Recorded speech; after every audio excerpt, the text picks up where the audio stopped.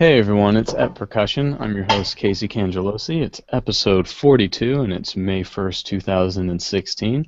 I'm joined by Ben Charles in Florida Hi, everybody. and Laurel back. Laurel, Oh, I know. I was going to say back at home, Laurel Black. Hi, Laurel. hey. Yeah, sorry. And our guest today, this is really cool. We're joined by Theodor Milkov. He is assistant timpanist and percussionist in the Athens State Orchestra. This is Athens, Greece. So he's joining us. It's about, 8 p.m. or something in Athens. So he's joining us late in Greece.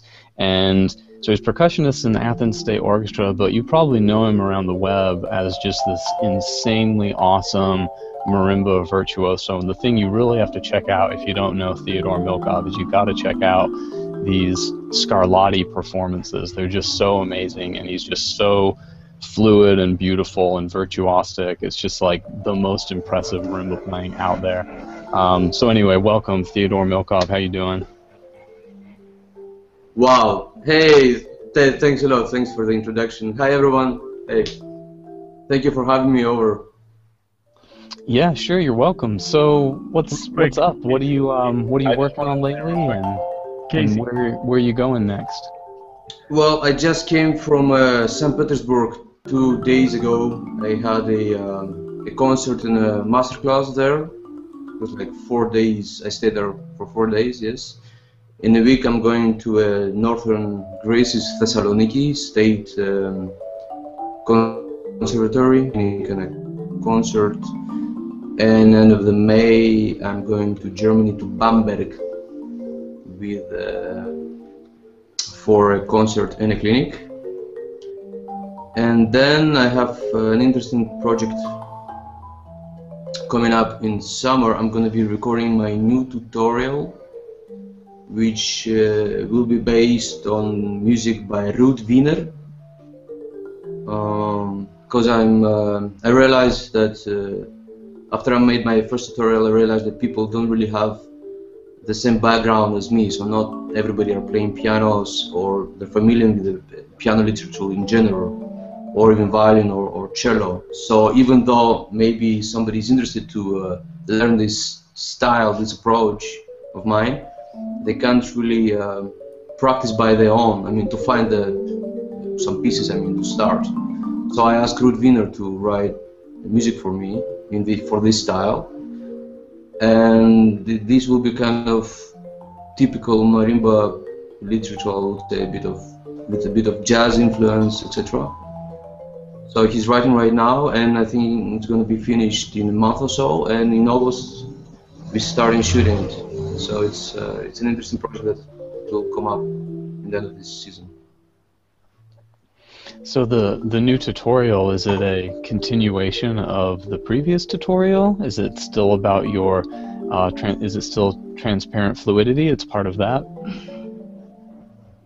Yes, yes, exactly. It will be the same idea basically, and but then it will be much more musical approach. If transparent fluidity was more about technique, it had a lot of scales, etc. And now I will have a lot of pieces. Ruud is writing, I think it's going to be volume 1 to 3, and it's going to start with etudes for hands separately, right and left hand.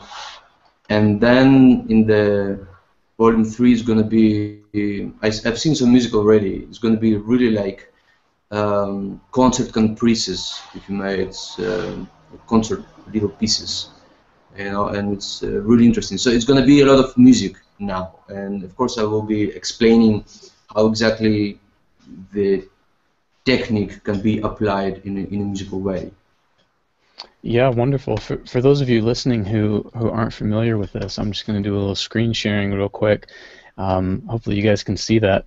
But if you go on YouTube, you can find some Theodor Milkov links, and it'll take you to Vimeo site where you can purchase this 1-hour marimba tutorial on these wonderful things that he does, and it's all shot really well. It looks really great. It looks like it's $10, which I think is wonderful. There's also these little exercises. So there's a little Yes, preview sure. here. Well, speaking of this transparent fluidity, we do have a question from Caleb Pickering, and he says, can you expand on your program Transparent Fluidity and your approach to moving around the instrument? And then he also wants to know if you have any plans to come to the U.S. in the coming years, which I imagine you do. I think you were just at ZMF, right? Well, no, that was a long time ago. It was the ZMF that I participated. It was, I think it was 2008. It was in LA in the Colburn School of Music, where I performed together with my teacher at that time, with Peter Promo. We did a concert, and I played a couple of Scarlatti sonatas. And yes, the plans to come, yes. Well, if everything goes fine, I hope. I applied for the basic this coming year, for November 2016. Yeah. So if I get selected, then yeah, then I will be performing there. How it's called, a showcase concert, or I believe it's called like this. Yeah, yeah, that's right. Yeah. And yeah, and interesting about it is that I commissioned a piece by Raymond Helbo. Yeah. And yeah, I just got the music actually 2 days ago. It's fantastic. It's amazing. I can say, you know, I feel so happy. You know, I just got this music. I'm looking at it. It's fantastic. It's typical Raymond Helbo music, but then for my style of playing in this kind of piano way. The piece will be called. It is called Passacaglia. So the concert name is from. I think it's called From Mozart and Haydn to Wiener and Helbo, because I will be playing two sonatas by Mozart and Haydn, and then also this premiere of Raymond Helbo and some pieces by Ruth Wiener. Is the pieces that will be in my tutorial. So if everything, I repeat, if I'm going to be selected now, then I'm going to be in November in Basic performing. Yes. Awesome. And then I'm also hope trying. so. Yeah, me too. I really want to be part of this event, and also I'm trying. After that, I'm trying to organize a little tour in the States, in different universities, to do some clinics and performances as well. I don't know. I have 3 places now. We are figuring out the dates. So yeah, that's about coming to States. And the first part of the question was. Just if you could expand a little on transparent fluidity and kind of how you do it a little bit. I mean, to explain right now. Well, you could also just say, "Hey, Caleb, buy the DVD." Exactly. Yeah. Well, yeah, that. Of course, that will be a cool answer. No, I mean, basically, what I'm always trying to point is that.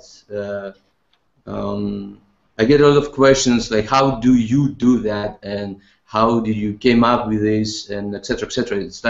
It's like I created something or I invented something, which is completely not true. Everything I do is based already on the technique that we know. It's basically a rotation, right? But I just move my arm right and left on the instrument. So if you have rotation, yeah, etc. Exactly, okay, so yeah, that's it. And then the Moeller technique. You know, we all know Moeller technique from drumming. Yes, from drumming. And I used to be a drummer. I started as a drummer, and actually my dream was to come to States and, you know, to be a drummer and to be the next Steve Gadd or Dave Waco or something like that. I don't know. And yeah, well, that was when I was a kid. So yeah, I had all this Moeller approach, and then I just thought, why not? You know, let's try it. And then it worked perfectly. So if I can explain in 2 words how it's done, you know, it's rotation plus Moeller. That's it, and practice a lot of scales, basically. Mm-hmm. and that's it. It's pretty easy. It's not so difficult as it seems. You know, this is the bottom line. It's very beautiful to watch. I remember like 2008 at ZMF, that, and then finding your videos and sharing them with all of my friends because I'd never seen anything like it. And you know, watching the tutorial, it looks like the mallets are just extensions of your fingers, which is so refreshing to see. And you know, to hear you say that it's just the normal techniques that we use, but it's like you're not worried about playing the techniques a specific way, if that makes sense, or you're not worried about breaking the rules of them. Yeah, it's really great. So I really hope you'll play it basic because I think everybody needs to see it. Yeah, it's very good. Yeah, but thanks. First of all, thanks for. But you said exactly what I'm always saying to students and in the clinics. That you said something like. Not be bothered playing exactly the technical thing as we learn in the book or something like that, was it? No, like the correct way. You said the correct way. Yes. So that comes with the background, I believe. We as percussionists, we have really clear the red lines. You know that especially in states with different approaches like Stevens or you know what Nancy does. Like this is the way we do rotations and all of these names like double lateral movements. I don't remember exactly, but if you approach the instrument from different side, like if you know how a pianist is playing or a violinist. I mean, my mother is a violin player, so I know exactly all of these bowings like spiccato, staccato, détaché, ricochet, etc., etc. And I even sometimes have little arguments in the orchestra with the violin players. Not arguments, but I'm saying, you know, something, you know, if you play in Tchaikovsky, let's say, knock-knocker, you know, the Russians are not doing these bowings, they're doing different bowings. So we have a little discussion there. It's really strange to hear that from a percussionist, but if you know how that works on violin, then when you play, or if you have played piano music, then the only thing you have to do is just transfer everything to marimba. I mean the touché itself, and then you see that some of the things that we learn how to play marimba is not the only thing there is. So it's actually the combination. You know, I just practice the correct way, as you said, and then I just do little variations with it, and that's it. Then it starts sounding completely different. Yeah. I love that you talk about just rotation and Moeller technique, because I'm telling my students all the time I want to see this more often. You know, I want to see the analogy I use is, okay, when you swing a tennis racket, you don't lead with the tip of the racket. It doesn't go this first. It goes wrist first, yes, yeah. followed by the racket, yeah. and we had our juries here at JMU just yesterday, so I was sitting with my colleagues for a good 6 hours listening to all the percussionists, and I made the comment twice. I had two different students that played just wonderful two mallet pieces. It was really, really wonderful. One played the Earl Hatch Furioso and Waltz, and another one played the first thing out of the Gene Kaczynski 2 book called Afternoon in March. And I feel like there was so much music there, and they flowed, and they moved their bodies stayed above their hands, and they leaned, and there was all this motion and movement. And then when they started playing four mallets, they played fine, but all that motion and fluidity and lift, it all just went away because they were following this very, you know, strict set of rules. And I'm with you. I'm trying to kind of break, try to like, those rules are not as helpful as I think they're intended to be. One thing I think we've kind of hinted at is I think people misinterpret the rules a lot. Like right. One big rule in marimba playing is using piston strokes and, you know, going down and up exclusively. And when people hear that, they think piston stroke means down up as fast as you can. And like, this is a piston stroke as well. Even though it's slow, it's still a down up motion. You're not wasting motion. So I think the confusion becomes like efficiency versus speed. They're not the same thing, or something like that. And people think like, oh, I need to play as efficient as possible. So everything becomes this very rigid, very awkward technique, you know. I just don't get. I've had this conversation with so many people, and granted, plenty of people who I think play wonderfully, and I really, really respect. But I just don't understand. You hit it, and then you go back up. Why? Like that would be like a cellist going, okay, I'm ready to play, so they like hold it here before they go. They don't. They rest, then they prep and go. They they don't hold and wait. Or a clarinetist doesn't breathe in and go and wait to play. They don't even breathe until it's time. Like, it's all the same action. And I just don't know why lift isn't the same thing. We lift and we hit. So you don't go, okay, I'm ready. So why would you go hit? Okay, I'm ready for the next one. Okay, I'm ready for the next one. When it comes to it, though, we're talking about the efficiency during very technical passages. Like, I mean, right now I'm playing variations on Japanese children's songs, and you're right, like, the beginning of the piece, I don't start up and then go down, that's of weird. Of course. Take a big breath, and you start the piece like this, but then when you get into, playing, I don't know, Merlin or something with very fast passages, you can't, like, lift, play, like, every single time. You start up and go down, Well, and that's what I'm seeing people do. There's this extra lift that's getting in the way. It's like, why are you lifting between? You're like adding this extra action because they've been trained to lift after every stroke, lift after every stroke. It's like, wait, don't do anything more than exactly what you need to do. Yeah. If you're not about to immediately go to something else, do nothing. Just leave it. You know what I mean? That's your resting position. Yeah. Do you see this, Theo, that they're talking about? Yeah, I saw that, but I don't know what to say, actually, because... who do you agree with, me or Ben? Because I think... I don't... That's not it's not about who to agree with. The same coin. I think it's... yeah, first of all, yes, and then I would say that you said you spoke about clarinets, Casey. You spoke about clarinets and cellists, etc. I think it's an educational issue, actually, because a couple of months ago I was in my parents' house and I saw a little book of my mother's, which is for 7 to 9 years old violinists. I mean, she's teaching little kids how to play violin with this.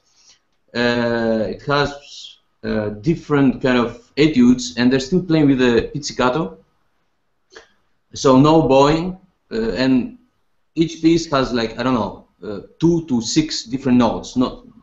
But each piece is written in a different classical form.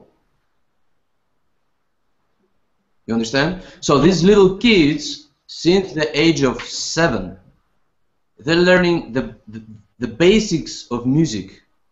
You understand? Mm-hmm. And they learn about form, they learn about phrasing. And if you're lucky enough and you have a good teacher that can explain everything and say that, see, this is a phrase and we play it like this, or you can do this, or you can do that. And then the kid is learning everything, so by the age of, I don't know, 16, 17, he has all of this background to interpret music and to start being a really good professional musician. But what happens with us is we have this mama, papa, and when these mommy, papi are becoming fast enough, we start playing Xenakis. Well, so to speak. So we have this gap. So we have this gap of knowledge, I believe, and this is an educational issue, basically. And of course, I don't know how it's in States, but in Europe, most of the schools are orchestra orientated. So they teach basically what they need in an orchestra, meaning a nice tremolo, a really good Scheherazade, so 30 seconds in the triplets, and tuning timpanis, and a couple of accepts on xylophone. So they don't, first of all, they don't teach how to play an instrument, they're teaching the excerpts. And then they don't teach all of this knowledge that every violin player or piano player has. It's what I see. Of course, you will say that you know we are percussionists and we have our own literature, etc., etc. But I think we should work as a percussionist more with the piano players and violin players, and to start playing more transcriptions. In a way, I'm not saying to play only that, because I'm not doing only that, even though, you know, my YouTube videos are with this repertoire. But I think what when you're referring to these strange movements, I think only we have them in the music world. I mean, you don't see violinists with these strange movements, or piano players, or as you said, the clarinetists. You know, they don't have that. It doesn't occur to them that that's normal, but it occurred to us. So I think it's mostly educational than instrumental. Yeah. So I don't. So that's why that's why I didn't pick a side like you or Ben. But it's what I'm saying is completely different, I think. And I don't know if it's correct to say so, but I think that's why it happens. And I don't think Ben and I actually disagree. I think I just jump at any chance to make a riff between Ben and I. I just do that on purpose. But I agree with you. I think it's educational, and I think a lot of teachers, because you said fortunate enough to have a good teacher who can teach these certain things. And I think a lot of teachers can't do that. They don't know how to teach musicality, and they might not even know what it is. And so what they end up doing is go, well, I've got to fill 1 hour a week with this person for possibly years, and we end up inventing all these extra technical things that actually we don't need. Sorry, Ben, it was your turn to talk. Yeah. So just a few days ago, actually, I came across a great quote from 1985 from William Mersch. And he said, "Why must percussionists continue to expend so much time and energy on technical rather than on the musical considerations of our craft?" Which I think is kind of exactly what both of you are talking about, and it's that technique is simply a vehicle for music, and it doesn't matter how fast you can play your single strokes if you don't have anything to say with your single strokes. So I think that really, yeah, I mean, it's exactly what Theo was talking about of the technique we build up needs to come out of musical pieces and musical issues rather than how fast can I do this permutation. I think I can edit the podcast as such that it'll seem Theo agrees with me, I think. Theo, could we just get a shot of you nodding up and down? Hey, well, you know what? Speaking of some innovations in marimba, Ben, you were going to talk about Leigh Stevens, I think. Yeah, real quick, I just wanted to say something else, though, and that is, if you were watching the introduction of this podcast when Casey was introducing Theo, I started going, Casey, I want to say something, but I guess he couldn't hear me, or he just ignored me on purpose. But I just wanted to say that when you talk about, generations of marimbas, kind of the Leigh Stevens, Gordon Stout, William Mersch, Nancy Zeltzman generation, one of those people we had on this podcast was Gordon Stout, and he specifically pointed out of the new generation of marimbas that Theo Milkov is like just one of, he's the next big thing in marimba playing. So I think it's super exciting to have him here. So yeah, yeah, I saw that. I saw that. Yeah, it was really honored actually. So I saw that. But we're not here to talk about Gordon Stout.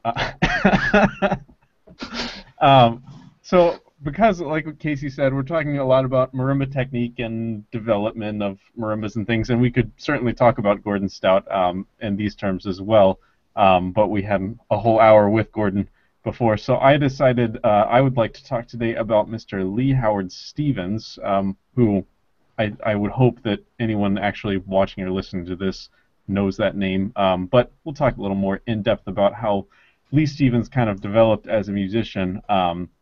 So anyway, Leigh Stevens was born March 9th, 1953 in Orange, New Jersey. And when he grew up, he was sort of introduced to music through his school band, and he wanted to play saxophone, actually, in school band. But apparently he was sort of a mischievous kid, and the teacher thought he would be less distracting if he was sitting at the back of the room playing percussion, and so it went. And so when he was in high school, he started studying with Gene Thaler and Glenn Weber, both of which were not names I was familiar with, but he also studied with Joe Morello, who, again, I think most of us are very familiar with. And Joe Morello was obviously very into Moeller technique and a great technician in addition to being a great musician.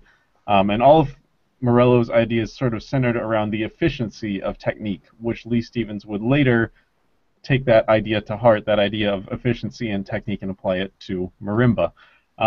When Leigh was a junior at Columbia High School in New Jersey, his teachers wanted him to learn xylophone so that he could try out for all-state orchestra and then later on audition for college. So he learned xylophone very slowly. He said he was frustrated because he couldn't read music well. And when he went to his all-state audition, he met another percussionist named Scott Bleeken, who had a marimba, and Leigh had never heard a marimba before, and he said it sounded so rich and incredible that he thought there was some sort of electronic amplification going on, so he actually got down on the floor and looked up under it to try and find the speaker or whatever, and he couldn't believe that these resonators actually made this huge marimba sound. That was his introduction to the marimba. When he went to, he graduated high school in 1971 and went to study jazz drums at Eastman School of Music. By the way, when he graduated high school, he was named most likely to succeed by his high school class. But when he went to Eastman to study jazz drums, he was okay, but wasn't really anything special or notable, I guess you could say. Meanwhile, he was playing marimba with 4 mallets, which he said he assumed everyone did, and it turned out no one really did.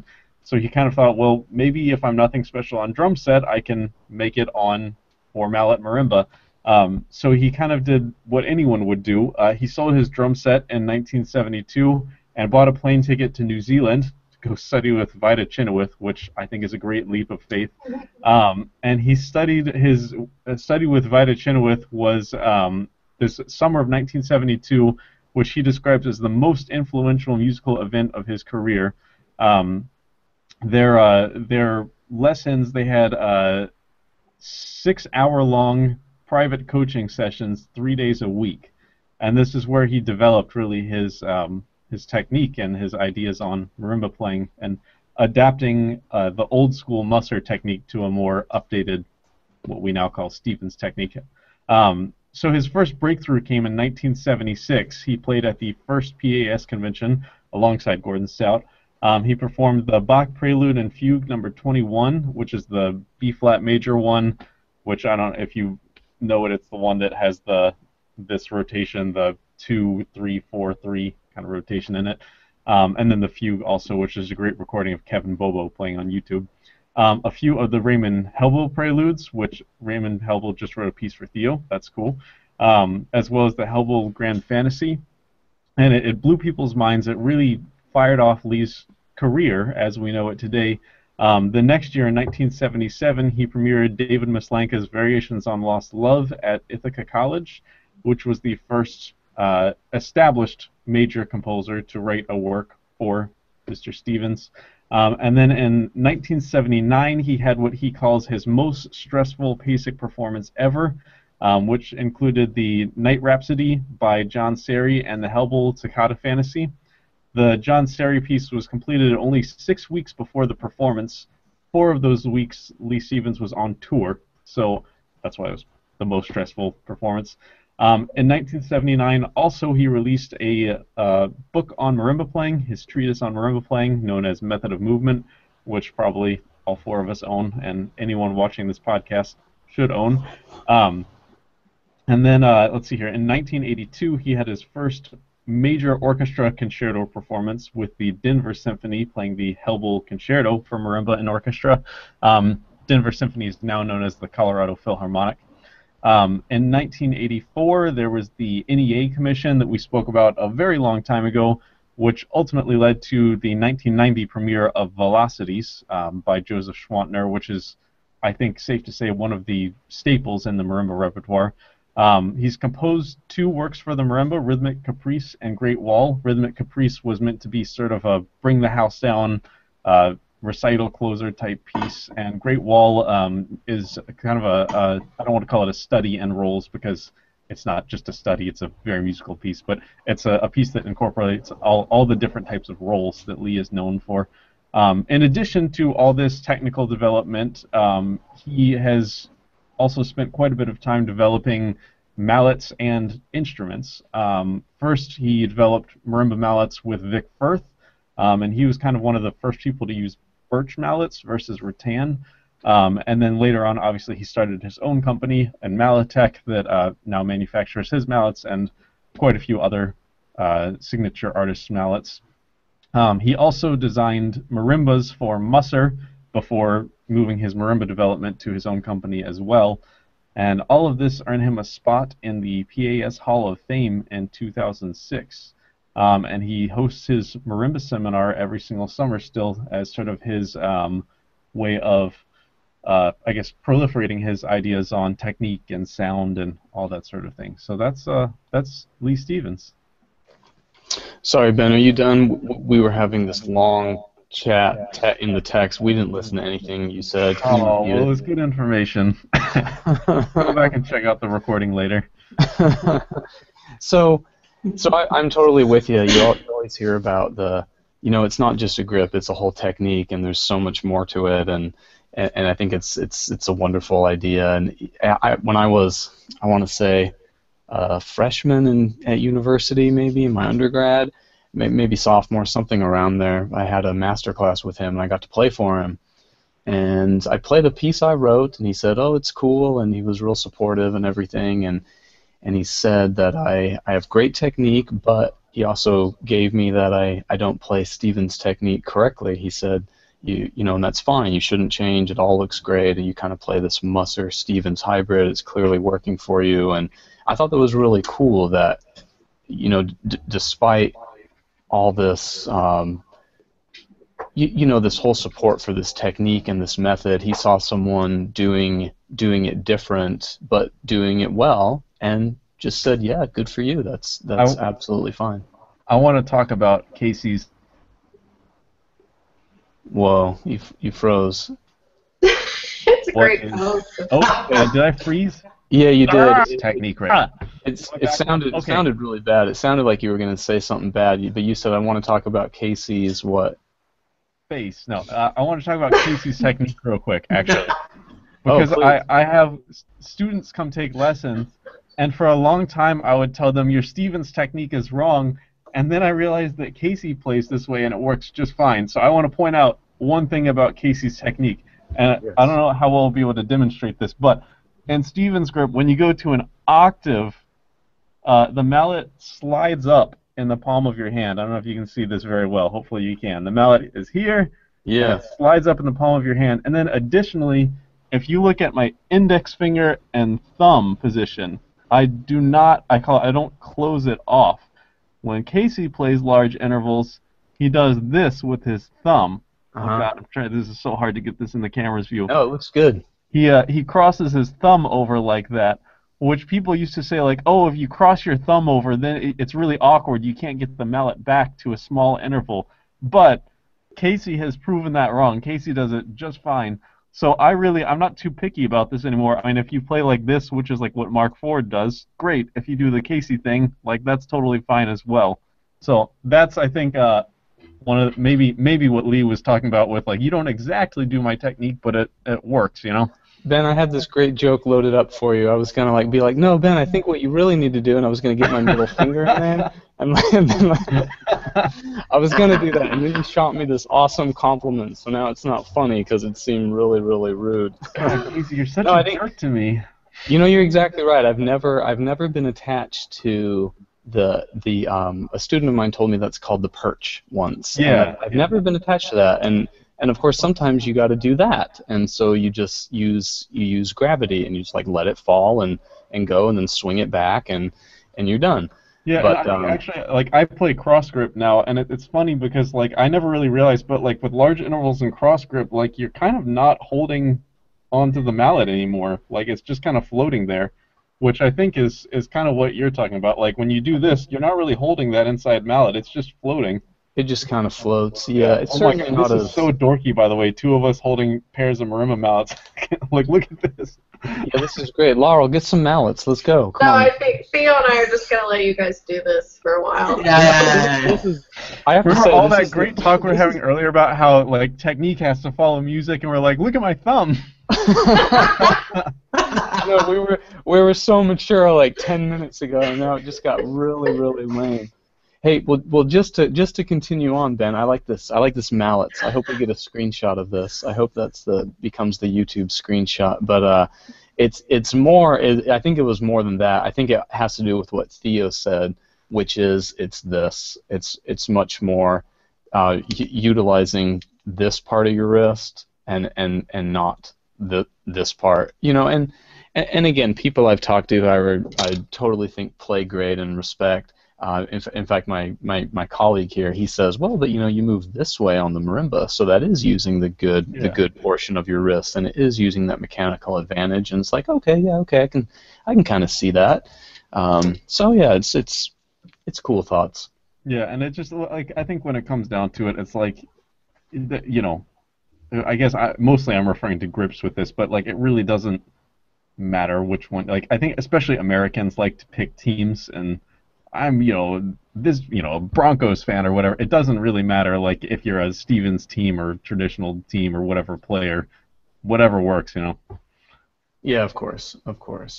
Yeah, I know. And every time I have this argument, I end up telling people, like, man, do you think bass players stand around and go French grip versus German grip?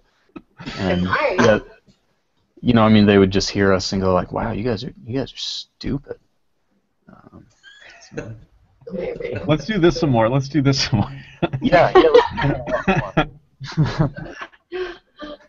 Theo, do you often get players asking you, what technique should I choose? Which one is the best? Especially young people, right? Yeah, it's all the time.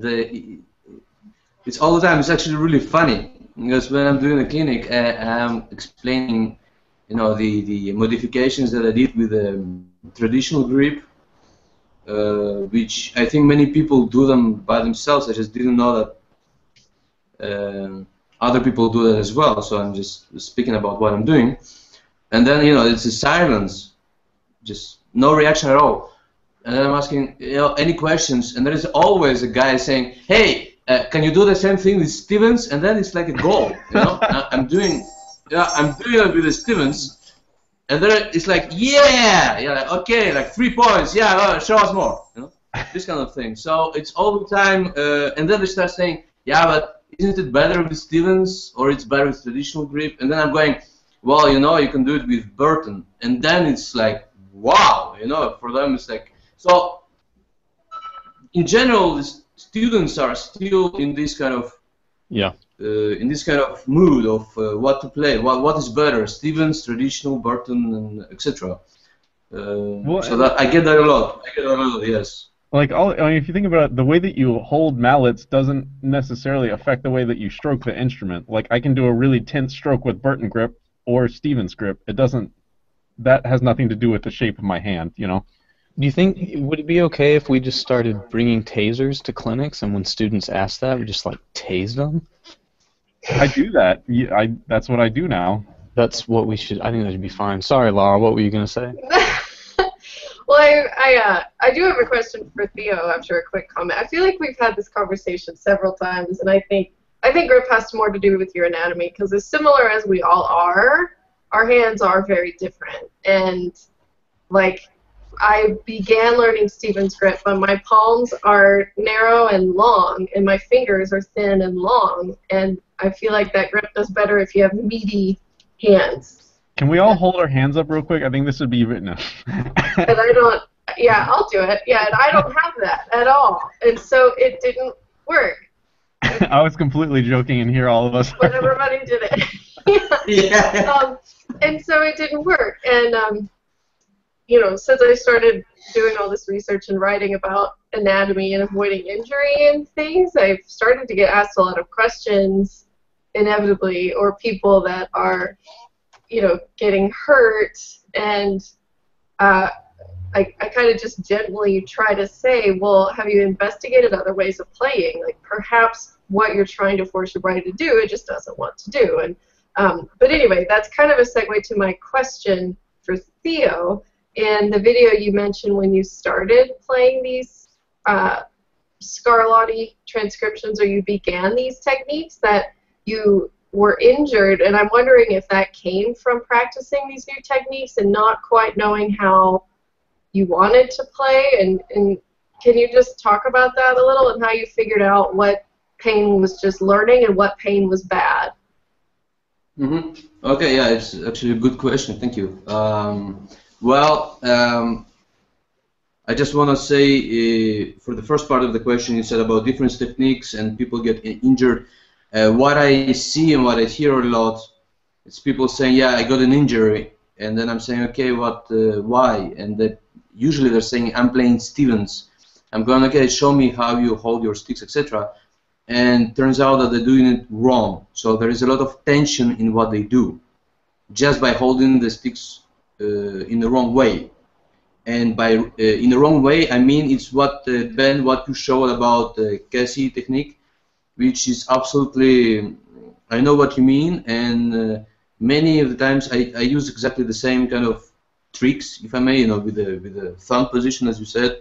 But some people get really tense. They're doing that because they're tense and they don't know how is the correct way to open and close mallets, let's say, right? So they're doing this alternative kind of trick because of a lack of knowledge, and then there is a tension, and then there is an injury. So I'm kind of not a fan, but I'm always trying to do first things correct in a way, and then when everything is there, then I can do little tricks, etc. So yes, with the injury of my right shoulder, it came up because I was playing in the wrong positions. When you go with your right hand up and down the instrument, there is a lot of, especially if something is written in E flat major or A flat major or B flat major, there is a lot of position changings. All the time, every 3 notes, you have to do that kind of movement, and that was a lot of tension. So then it struck me here up in the shoulder. So now what I do, I play only most of the time in one position when there is passages or something. So it's either up or either down, and I'm using this typical jazz vibraphonist sticking. When you have a lot of doubles. So if you play E flat major, you go, let's say 1 2 2 1 1 2 2 1.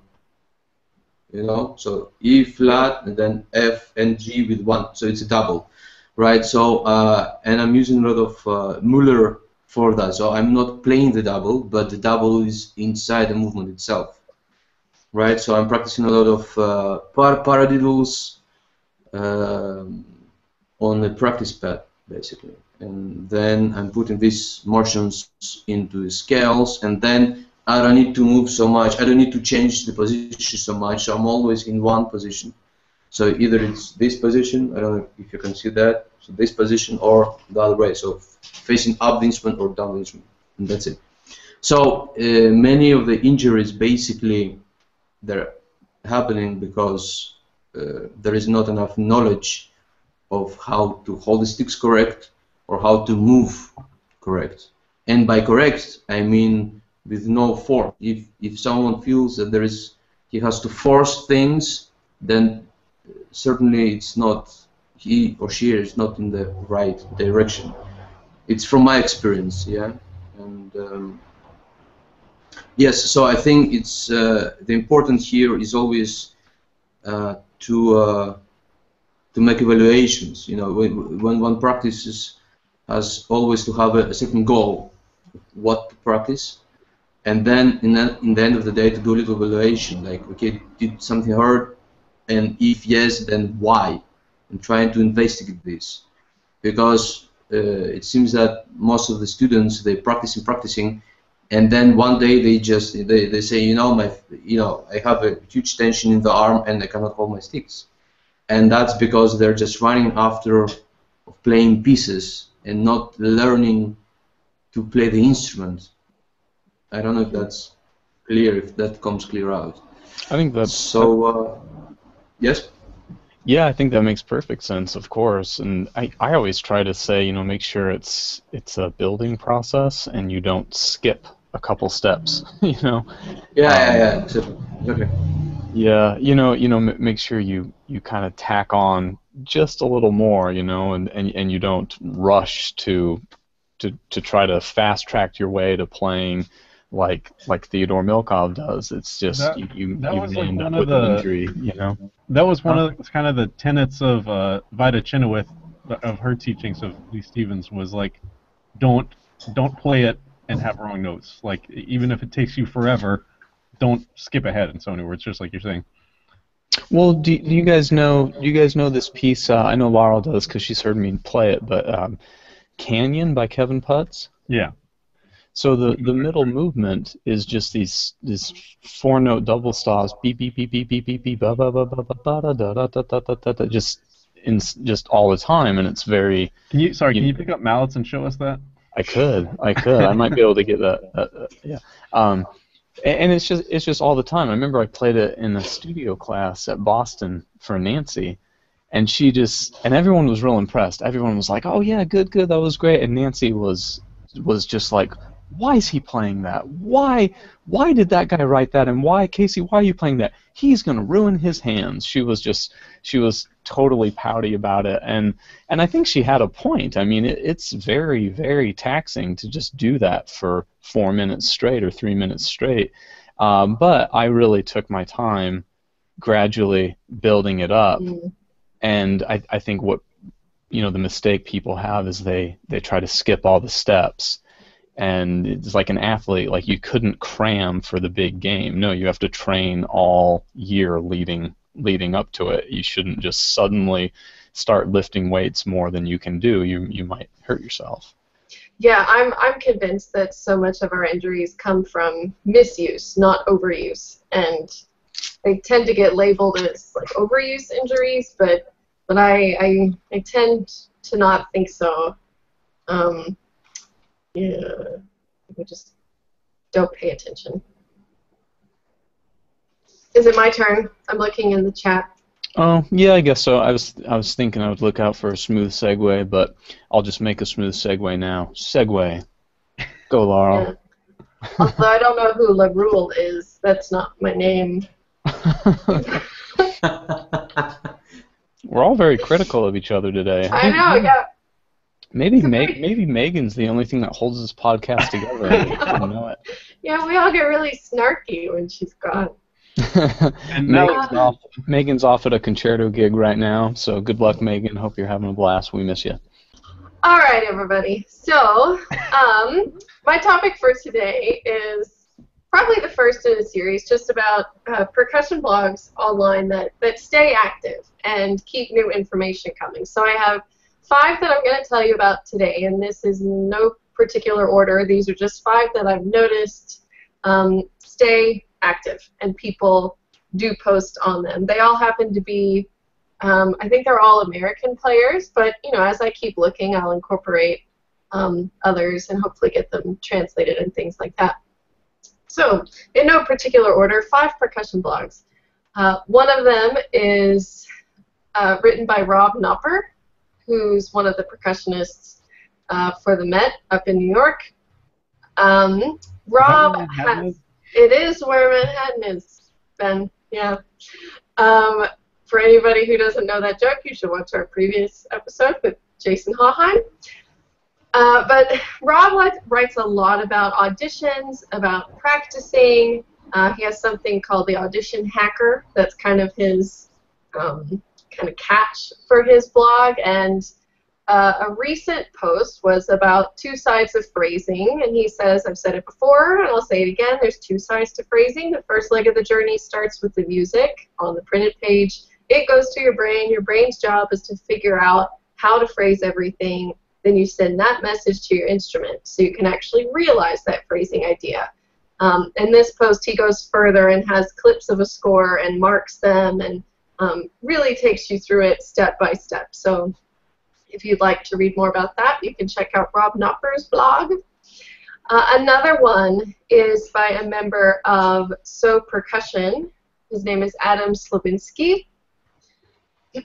He has a really interesting series of essays on his blog. Of course, a lot of them deal with the activities of So Percussion, but he also writes, interestingly, kind of in an academic fashion, and one of his recent posts kind of combines both of those two things, so I want to read a little excerpt of that. Adam writes, this year, So Percussion embarks on a retrospective project looking back on our first 15 years of commissioning new works for percussion quartet. The ruminations below are an extended exercise in getting myself psyched up to write about it. When I write about music, it's a kind of advocacy. I believe scholarship is important, and I employ those tools occasionally in order to support the subject that I'm writing about. I remember as a student imagining that there was a disembodied objective consensus monster moving through classical music history making decisions about what music to keep and what to discard. I knew it must have consisted of a collection of people, but their purposes and agendas were opaque to me. I heard a lot of older musicians talking about our repertoire and the classics, and it seemed that I was expected to take the quality of work they referred to on faith. The objective consensus monster is a common fallacy, which maybe I just made up, or actually is a product of lazy historical thinking. He goes on to talk about Mendelssohn really championing the music of Bach. Mendelssohn and others. Clara Schumann was really important in that as well. The third blog I'd like to share with you is written by Will James, who's principal percussionist of the St. Louis Symphony. He writes about practice, about gear, about preparing for auditions, and about motivation. A recent post of his is titled How to Manage Multiple Projects and Establish a Timeline for Your Practice. He says the first bit of advice I give is to write those goals down, and he goes through what he does, where he writes them, but I think the big thing to take from this is that no matter how big or how small, writing them down gives them importance, and that to make sure he hits his goal dates, he plans backwards from that date to the present, and I do that, so I was really stoked to see somebody else kind of write that down as their strategy. And he says it's a quick reality check to see if your goal is even possible. And of course, these are things like take a piece, 8 clicks higher towards the tempo you want, or it's just I'm playing this concert and I want to learn these pieces. And I'm facing that right now. I've got a concert in like 2 weeks, and I've decided to perform 2 movements of the Druckmann, which I've never performed before, but I've practiced. Yeah, so you have to kind of examine backwards. Is this possible? Will I actually have time? So good advice from Will James. The fourth blog I'd like to tell you about is actually not by a player, but by someone whom I think has a lot of good advice to give us. Her name is Astrid Bohm-Gardner, and she's a life coach and on faculty at Yale in the Career for Musicians kind of department. So she's there specifically to talk to the musicians about entrepreneurship, about finding direction, about problem solving, what you do after school. I think it's a really, really cool thing that she does. A recent post of hers is about knowing your people, how music entrepreneurs can expand the audience for classical music.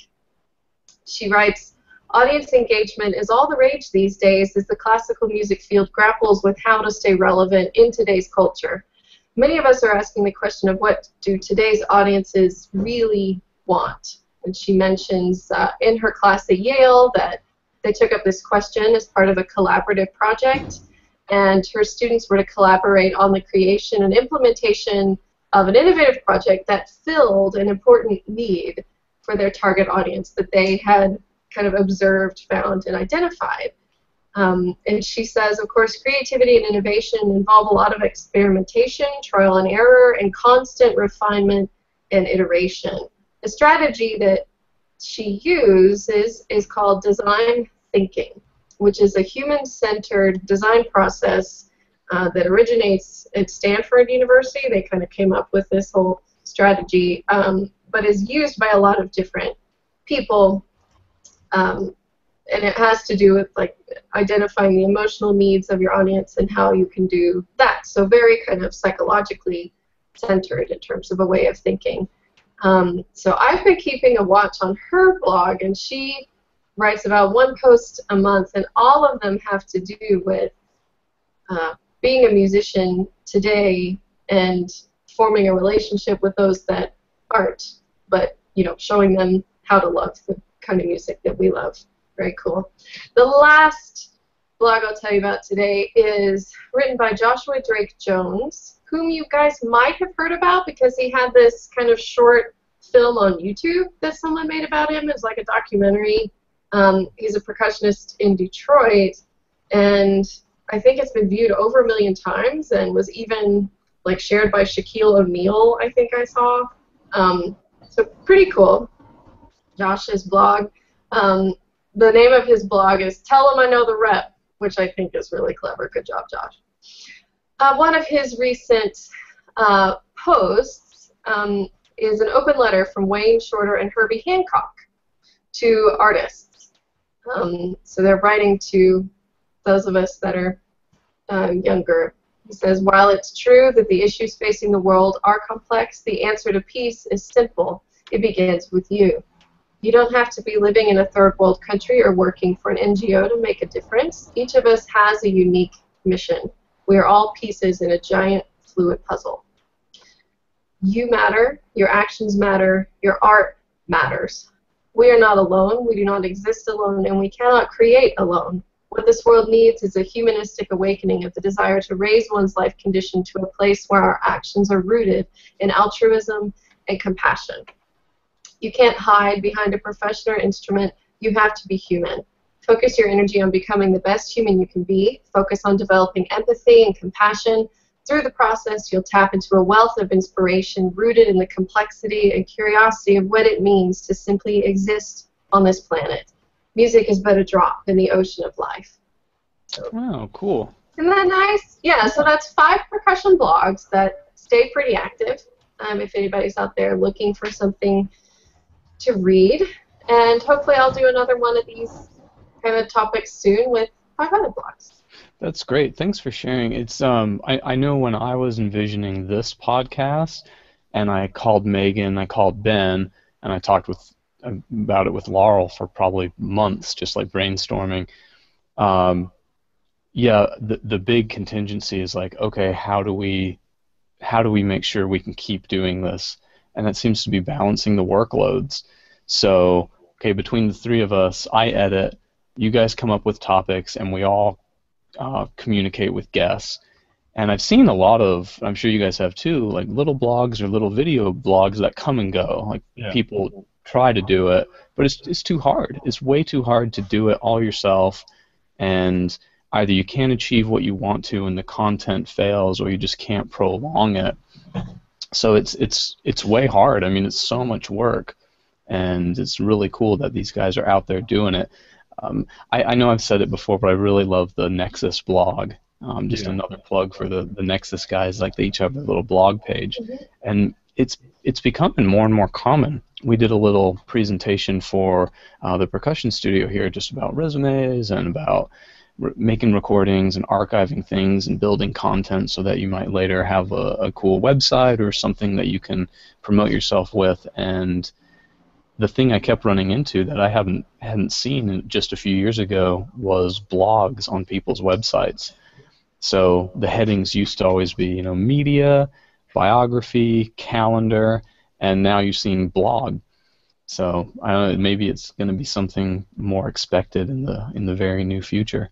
As an interesting aside to the blog topic, my brother is into advertising and marketing and helped me get a website set up kind of a few years ago. And he told me, put a blog on your website. And I didn't really know why, but I was like, okay, I'll do it. And I'm no Laurel Black. I've written a few blog entries here and there. but I never really, thought of what that would mean. But I've had on my email signature, I have my website on there, and I've had so many people that I've emailed that have written me back and said, I read your blog, and it was so fascinating. I was like, wow, I never expected anyone to actually read these. But then the real cool thing for me was I was put in touch with a newspaper here, the Palm Beach Daily News, as someone to potentially write concert reviews. And they said, have you ever written concert reviews before? And I said, well, no, but I have written about music. I've written, my dissertation, and I have a blog. And so I sent them the blog, and they were like, oh, we really like how you write about music. And I was able to get a gig writing music reviews for a newspaper through my blog. It was, Casey's talked about before, like with science, support these things. You never know what they'll turn into. And for me, that was a cool thing for me. And because of that, I got to review a Cameron Carpenter concert. And it was actually cool because Cameron Carpenter shared my review on his Facebook page. So that was a neat little thing that happened. Very cool. Hey, Ben, you came up with a question for Theo there. Yeah, and then when Laurel was talking, she mentioned the Druckmann, the Reflections on the Nature of Water, and it made me think about, great repertoire, and that's a very standard American marimba piece. And I wanted to ask Theo, what are some marimba pieces, especially ones by European composers, that we might not know as well, that you feel are very strong additions to the repertoire, either new or older ones too? Mm-hmm. Well, one of the first that comes to my mind would be Midare by Ton de Leeuw, Dutch composer, one of my favorite pieces for marimba, and of course Leigh Andriessen, Woodpecker. It's a fantastic piece, and Henze, Snow Country, an amazing piece. But all these pieces they have in common is that I wouldn't say that this is a typical marimba piece in the way we know marimba. Yeah. It's more as a setup piece using marimba. So you have to play the notes on the instrument, but the way it is written is like a setup. And especially in Henze, you have to use different, and Ton de Leeuw as well, you have to use different kind of sticks. You have to make your own sticks. In the case of Midare, play with your hands, etc. Has a lot of colors. All of these pieces. Leigh Andriessen have this also a set of wood blocks, pitched wood blocks, and which match exactly the instrument.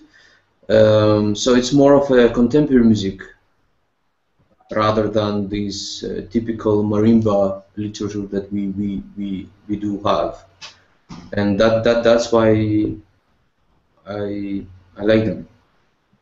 So I'm not. I have played all of the marimba literature, most of it, but I cannot say that I'm a fan of these typical pieces. I don't know, with a name like Santa Cruz, mountains on a hill in in my beautiful land or something like this. So not these kind of poppy things, but more into into contemporary fields. So yeah, therefore I'll go with Midare and Leigh Andriessen. Yes. Those Pius Chang pieces are garbage too. You're mean. You're just mean. No, I did. I didn't name any pieces actually, but you did. So. He wants me now to name the pieces that you don't like. Yeah, he was very diplomatic about that. Yeah, see, but okay, the thing is that I don't know what you can cut or not here, so I'm not gonna say anything in detail anymore. Are you working closely with any Greek composers that maybe we can look out for, or pieces we can look for? Yes, I do have two composers actually that are writing for me. You don't know them, that's for sure, and they have also difficult names. One of them is Mr. Darlas, and the other one is Mr. Panayotakis.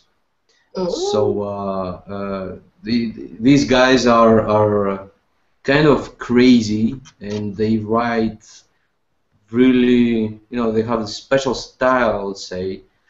And one of them, Panayotakis, Emmanuel, he writes in this spectral style. He really loves Grise and etc. Music by Grise.